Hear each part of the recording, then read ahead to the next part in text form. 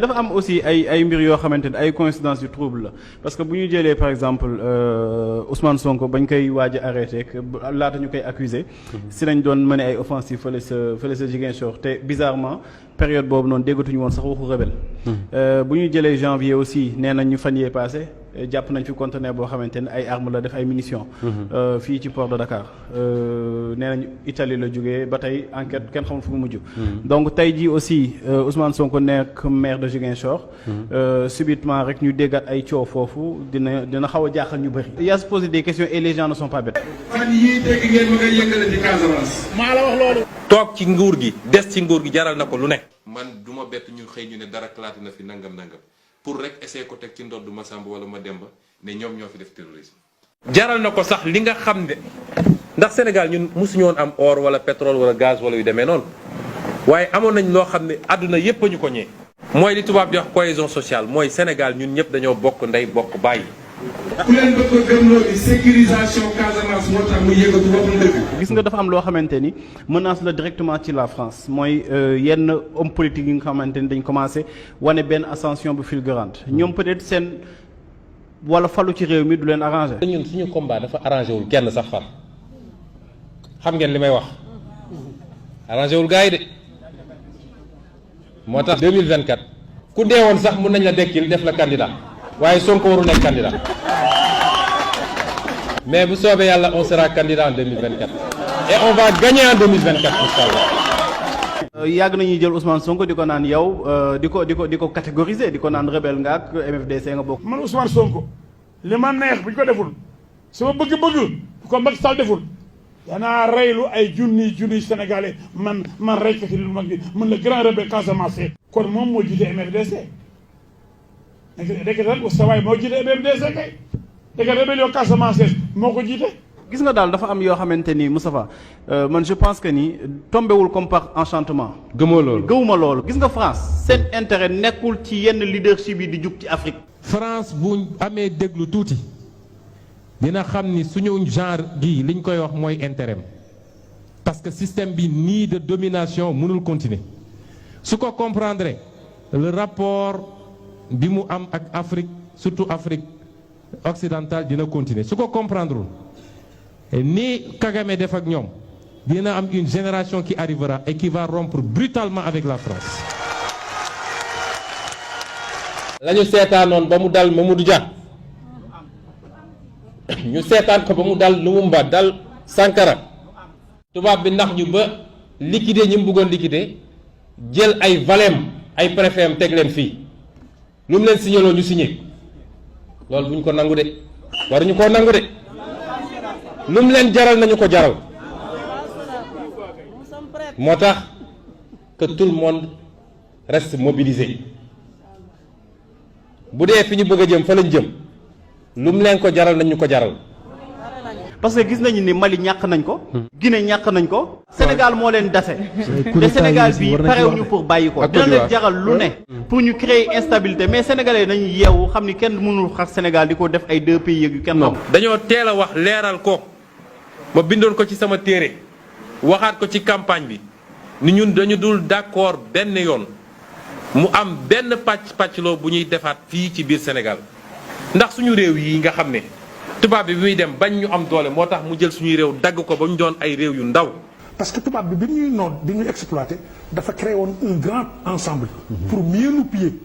pour mieux nous spolier mu créé woon Afrique occidentale française. bi muy départ bi mu xamee ni le vent de l'indépendance souffle fort te décolonisation mënut a ñàkk.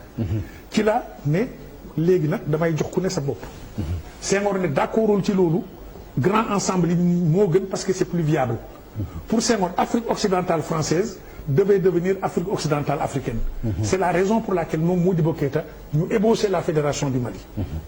kenn amu ci doole pour mën a dem réew yooyu lan lañ ciy daggaat keroog Soudan bi nga xam ne xeex nañu ba am indépendance fan la mujj ñoom ñi ngi xeex seen biir kon li ñu war a def mooy waxuma sax daggaat ay réew waaye nu ñuy def mooy suñu réew yi nu ñuy def ba dajale leen par exemple ci cadre CEDEAO ñu am benn fédération bu mag boo xam ne dina am presque 380 millions d'habitants def 6 millions de kilomètres carrés noonu nga mun a construire une puissance.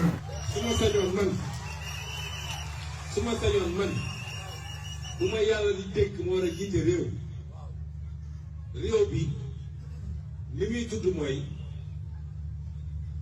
fédération de l'Afrique de l'Ouest nga xam ne day jël tout l'espace de la CEDEAO où on a 6 millions de kilomètres carrés, plus de 400 millions d'habitants. C'est ça un pays avec un marché, avec des ressources naturelles pour le défendre. Soxla ma jiite quartier, soxla ma jiite région, Sénégal tout ci la sax ci li ñu bëgg a def. waaye c'est pas 196 kilomètres carrés et 16 millions d'habitants. loolu dépassé nañ ko comme Mame Birame a dit la dernière fois il a dit comme ça mais c'est intéressant nee na bu ñu demee ba Casamance seen doom dem ba war a yaakaar ne mën naa jiite réew ça veut dire que ni le problème est fini quoi parle d'autre chose. ak lu nit mënoon jàpp ba tax nga jël ngàndaay dugg ci àll bi jàpp ni dañ laa xeeb jàpp ni dañ laa boolewul jàpp ni citoyen de seconde zone nga boo xoolee li xew tey ci Sénégal di nga xam ne loolu amul. ñii ñëpp jóg taxaw muy Touba muy Ndar muy Fuuta muy Bakel muy kenn seet Thiès ak feneen jóg taxaw seetuñu kii fu mu bokk dañu ne dëgg jot na nañu xeex dëgg. Je veux lancer un appel pour que mes parents, nos papas, nos mamans, nos frères et sœurs qui sont dans la brousse, je veux leur lancer un appel pour leur dire que c'est leur fils. C'est pas un candidat. Dene campagne signayom. Kutiyam dikulinom kamideri karambak. Malegen Fio. Avril 1982 Bédiat Fio. Balewate Rinding. Inch'Allah panile ñul tardé après le 24. Panile ñul en tant que président de la République du Sénégal. Mani ñëw toog kil déere ci Karambak manu soforal manku pour manku jo mu rokal Sénégal yoolu laal manku jo mu rokal Casamance yoolu laal manku jo mu rokal Afrique yoolu laal. Donc nous sommes tous simultanément Wolof, Séeréer, Alpulaar, Joola, Mandeng, Bassari, Mankagne, Bambara, Diakhaké, Ndiago, Peul et j'en passe. Nous sommes simplement une nation unie. Et je suis l'exemple achevé de ce métissage qui fait de nous tous un et un seul peuple.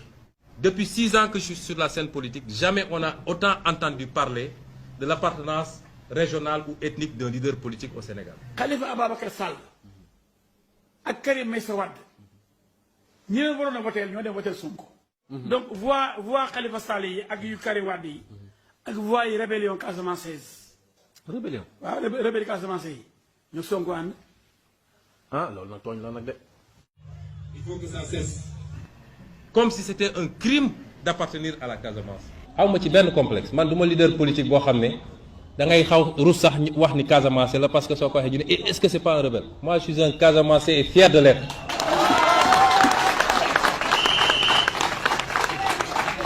Et personne n'est plus sénégalais que le Casamançais. Même si je revendique d'autres appartenances parce que je suis sénégalaisement métissé. La situation qui s'y déroule en Casamance depuis presque 40 ans nous meurtrit profondément. Mais je tiens à dire que la Casamance n'est ni Joola ni Séeréer. J'ai à côté de moi Dr Cheikh Tidiane Dièye, qui est plus casamancé que moi, qui est né à Ziguinchor, qui a grandi à Ziguinchor, qui a étudié à Ziguinchor, dont les parents sont à Ziguinchor. moo ñuy jox Coupe d'Afrique. voilà Sadio Mané. ñan ñoo doon góor Aliou Cissé. ak Aliou Cissé kan moo doon góor. c'est-à-dire il faut que ñu def attention te président bi mu jéem a fexe ba jàmm am gis nga looy wut lu dul jàmm ko gën. jàmm gën. Nous sommes foncièrement, mais alors foncièrement contre toute idée d'indépendance et même d'autonomie d'une quelconque partie du territoire national. D'une quelconque partie du territoire national. En tant que panafricains, nous ne croyons même pas à la viabilité de nos frêles États volontairement balkanisés par le colon pour annihiler toute ambition de grandeur et de puissance de l'Afrique. Aucune fission n'est plus admissible.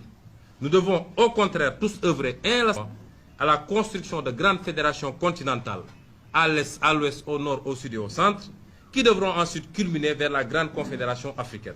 li ma ñaan samay mbokk ci Casamance ku ci yoroon gànnaay na nga ko teg génn ci àll bi ku ci yoroon gànnaay na nga ko teg sans condition génn ñu bokk ndey bokk bàyyi parce que ñun ñëpp sénégalais lañ ñun ñëpp africain lañu gannaaw ga ngeen ànd ak suñu armée fépp fu nit miin nekkoon ngeen wane carte yi ñu génne mine yi génne ndël yi sauver population yi ñun ñëpp benn lañu. boo seetee li xew Sénégal tey di nga xam ni Sénégal yëpp wane na ñun ñëpp benn bopp lañu.